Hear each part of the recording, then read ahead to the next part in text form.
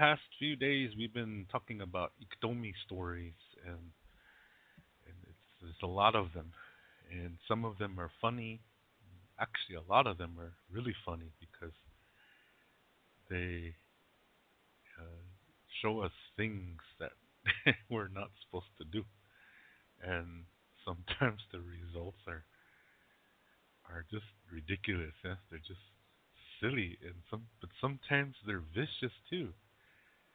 But no matter what, they all teach us things, and sometimes we make choices that are similar to these stories, and this is why we can really identify with them.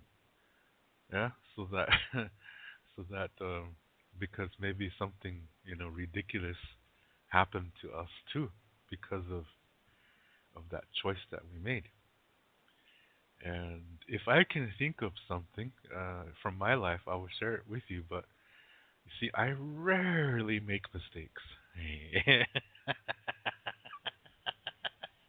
No, I'm just kidding. I have a book of mistakes, and just one page is filled. Right. Oh man. Anyway, it's one of these stories. Iktomi is walking along. See, a lot of stories start like that. Iktomi is walking along, and he hears laughter. Yeah, it's like like children or something. He hears them laughing, and they, first you hear whoop whoop whoop whoa. Then they start laughing. Over and over and over again, yeah? Whoop, whoop, whoop, whoa. And then they all start laughing. He hears this over and over, and he has to find out, yeah? Because Iktomi is just nosy. That he has to find out where is this coming from. So he's looking all over in sound seems to be coming from a forest. So he goes in there and he's looking and looking and finally he hones in on it, and he sees these mice, and what they're doing is they're taking their eyes out and they're throwing them up in the air, yeah, and and then they're running around, then they catch their eyes, but sometimes they catch each other's eyes, and that's why they laugh, yeah. So so Iktomi is like, hey, I want to play that game. And there's like, oh no, it's Iktomi, everybody run, run, run. And so then they all take off from him. And they say, wait, little brothers, I just want to play with you guys. That's all. He said, I promise. He said, but everybody knows that Iktomi's promises don't mean anything. He will say whatever he has to say to get your attention. Yeah, he's a con man. And so the the everywhere the mice ran, he kept finding them. So finally, um, they thought, okay, let's just show him, and then when he throws his eyes up, we'll take off. So then they said, okay. So then they said, okay, Iktomi, they said, we'll teach you how to play this game.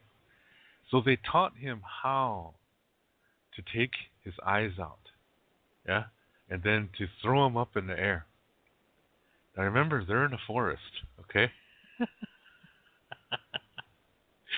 And throwing up in the air for the mice is not the same as when a human does it. Yeah, do you get my drift?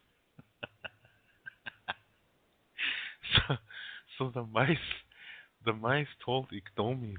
They said that the higher you throw your eyes up in the air, the more fun the game is to play. So Iktomi says, yeah, okay, I'll throw my eyes so high they'll touch the clouds, he said. So the mice said, okay. So then they said, okay, everybody, take your eyes out and throw them up in there. So then the mice, they were just pretending, yeah. So the mice were going whoop whoop whoop whoa, but see they didn't do it. Yeah, they just were saying that so Iktomi would do it. So when they were saying that, Iktomi took out his eyes and he threw them up as high as he could, and the mice ran away. Yeah, they really took off fast. Iktomi was running around like he's gonna catch his eyes. Yeah, so he's looking at. Geez, I must have threw them so high they went to the sun. He said. So he's really running around, and here a coyote came walking by. The coyote said to Iktomi, "What are you doing?" And he said, "I'm playing a game." He said, "I'm catching my eyes." He said. So the coyote sat there. He's like, "Huh." He's looking up. The coyote saw that Iktomi's eyes were caught on a tree branch. Yeah. So Iktomi said, "Geez, I must be really strong." He said, "They're probably still going up there somewhere among the stars." He said. So the coyote said, "Yeah, gee, you're really a tough guy, man." He said. So, well, I have to go, so I'll see you later. So the coyote pretended he was going to take off, yes, but he just walked a short distance away. The coyote thought to himself, "Oh, I have to watch this." I wonder what's going to happen. So, so finally, Iktomi was standing still. He's looking up, and where's my eyes? He's thinking. So finally, it started to get nighttime, yeah, because you can hear certain sounds in the forest at night, and so Iktomi knew it was nighttime. So he started to get worried. Yeah, um, he was starting to cry and and oh shit.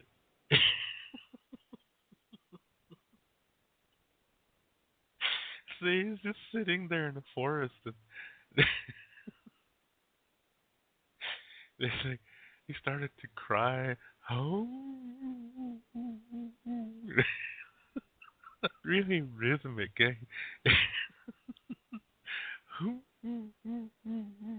Like that, and then and then you hear some a bird came by and saw Iktomi's eyes by its nest, so that bird pushed those eyes off.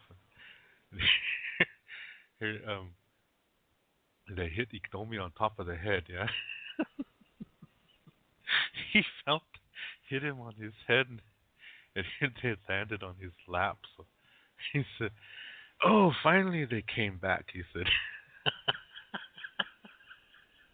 "Just no, just like that." He stopped crying. Yeah,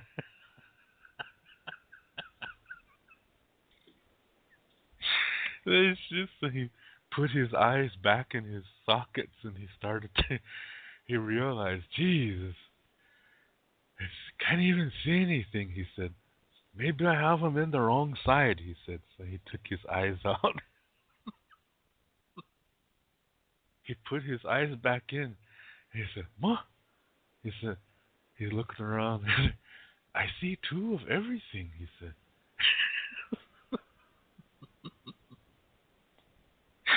So he was trying to walk, and he was reaching out like he reached out for a tree, but then nothing is there. Yeah, so he made himself cross-eyed.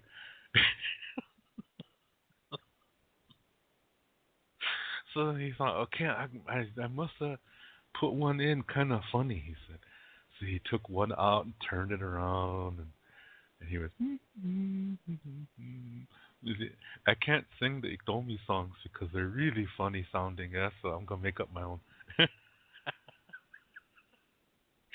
So then he put it back in, and here now he could see okay. Yeah, so he continued walking along. He's like, Jesus, tired. So he found a place to um, bed down for the night. So he laid there, fell asleep. all that time, Coyote's following him, yeah, and he's watching him because he knows, geez, Iktomi is really off, guys. He wants to see what he's up to. So then Iktomi wakes up in the morning time, and he hears that laughter again, yeah. It's like, what's going on? So he hears the sound like little kids again. So, huh? So he's looking around, and he's facing the different directions, and he's really looking. Is it coming from over there? Or is it coming from over there? Huh. So then he walks, and then finally he locates where it's coming from. And so he sees there's an old buffalo skull um, out there. And so he goes over there and he sees that the mice are in there, the same mice that he was playing with or that he addressed yesterday. And he said, "Hey, little brothers," he said, "what are you guys doing?" And here the mice were playing another game. Yeah, and Iktomi wanted to play with him. So the mice said, "Well, you have to come inside first," they said. So he was trying to get inside the buffalo skull. Yeah, and, and he got his head was starting to come inside the skull, and then the mice really took off.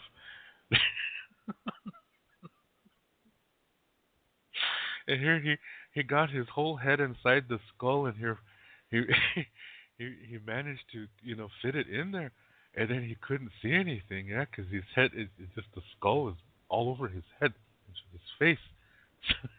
he's he's trying to sit up, but he couldn't, yeah, because buffalo skulls are really heavy, and Iktomi is a weakling, yeah, he's really bony and he's not a good hunter, and he's just a schemer. Yeah, he's just uh, a liar. Yeah, he's a deceiver, he's a trickster, and so he's trying to, get this buffalo skull off his head, but it's stuck. So he's trying to sit up, and he looks like a drunk. Yeah, his head is going to the left and to the right and the front and back. He's he's trying to hold his head up, but he's really having a hard time. And then sometimes he falls. Yeah, his body will fall to the ground. So he's with both his hands, he's really trying to push himself up, and he starts crawling around, but his head's dragging on the ground because it's so heavy. Yeah, that skull is so heavy, so he's dragging his head, walking on all fours, and then the coyote is sitting over there, and he's trying. He's really trying not to laugh. He's like, "Come, he has a buffalo skull on his head."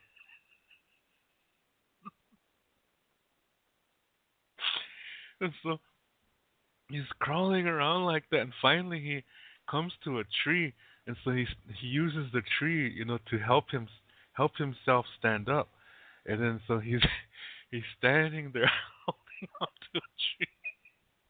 He really looks goofy because it's a man's body, but a buffalo skull for a head. Yes, he's standing. He looks like he's looking around. Yeah, turning his head to the left and the right. What he's trying to do is loosen the skull from his head, but it looks like he's standing there looking around. So it really just um, the coyote standing there. It's like, jeez, this guy's off. What's he trying to do? So,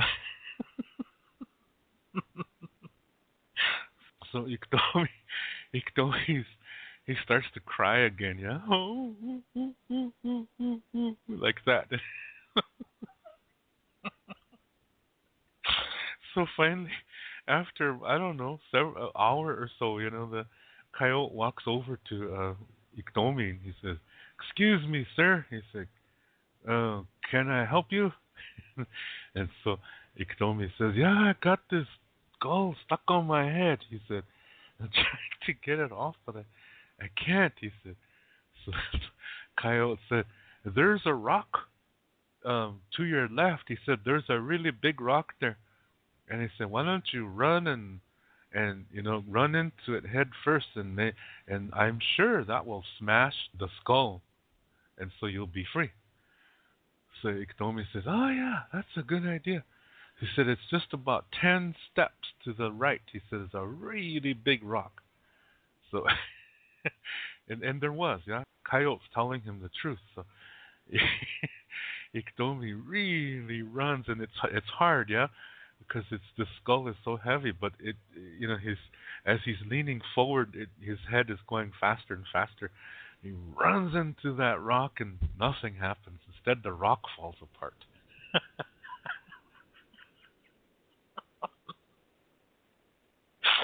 And so he's really lifting his head up and down like to try to smash the skull on what's left of that rock. But then, as he's doing that, all he's doing is smashing that rock into smaller rocks. Yeah. So finally, there's just nothing but gravel there. Yeah. And the skull is still attached to his his head, and he's I think he got bump on his head. Yes, so it seemed like the skull got tighter.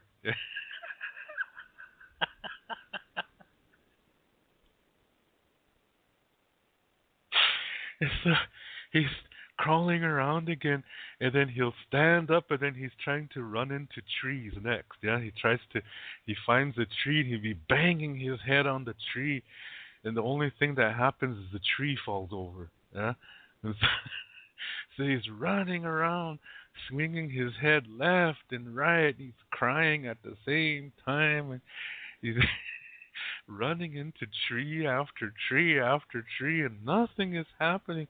Every time he hits something, he gets another bump on his head, and that skull seems to be even tighter. Yeah, and so finally he throws himself on the ground, and he just, I give up," he said, and he's saying, "Oh, spirits can take me now." He said, "I give up." he's he's laying on the ground, all spread eagle. His arms are spread apart, and he has this buffalo skull on his head.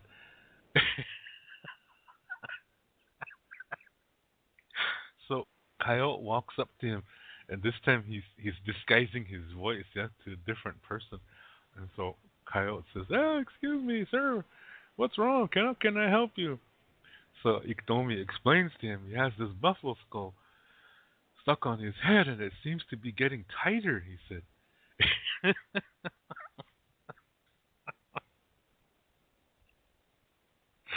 Oh, shit. So then Coyote says, "Okay," he said, "there's a stream nearby." He said, "Why don't you put your, I'll tell you where it's at. I'll follow you," he said, "so you make sure you get there." And he said, "You can crawl over there." And he said, "Put your head in the water, and that should, soak the skull, and that'll help you get the skull loose, and then it'll come off your head." So Iktomi says, "Hey, that's a good idea. Thank you, sir." So, so the coyote's walking beside Iktomi, yeah, as he's dragging his head on the ground because he's been running around all day long, smashing his head against rocks and trees. So he's really tired now. So he's barely dragging his head, and they get to that stream, and then you can hear the water. It's kind of going fast, which means there might be some waterfalls up ahead. Yeah, the coyote's not saying anything. So Iktomi gets to the stream. He puts his head under the water. Nothing is happening. Yeah. Now he's having a problem because he can't hold his breath all the time. He ends up starting to drink the water, and then he loses balance and he falls into the stream. So he's going with the stream, and it's getting faster and faster. Then it's waterfalls, yeah, and it's a big one. So he goes down, falling and falling and falling, and it just so happens, he really hits a rock hard down there, and that breaks open the skull, and he's able to, get that off. But he's having a hard time now because he's not a good swimmer. So he says, "This guy's not good at anything." So, so Coyote walks down there and is watching him. Says, "Geez, this guy's off, yeah." So finally, Coyote runs down to the bottom, and he's shouting at Iktomi, "Come, turn to the right and come this way. There's a tree branch. You can grab it." So then he finally is able to do that. He pulls himself out and he's, he's just out of breath, and he's got bumps and bruises all over his head and his face, and from from this buffalo skull. Yeah. He gets up and he's like, "Oh, I'm just gonna go to sleep right here." He says. So he goes to sleep, and then when he wakes up, he drinks some water. Then he walks away. And when he walks away, he does this Pink Panther walk. Some of you might know what this is. Yeah, if you're my generation, because I don't know if they still show Pink Panther cartoons. Remember, there's a certain way that the Pink Panther walks. Yeah, that's an Iktomi walk.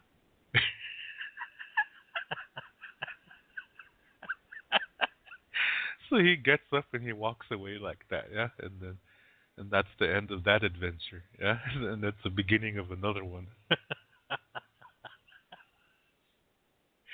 Oh shoot! Oh, for crying out loud! That one is really makes me laugh because of you can visualize things. We've done things in our lives like this. Yeah, and so we we can I tap into that. We can identify with that, and it can get just hilarious. And anyway, oh gosh, I gotta take a drink of something because that took a lot out of me.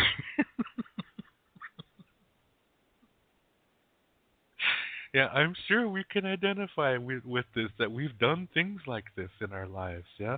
And that's what makes it even funnier.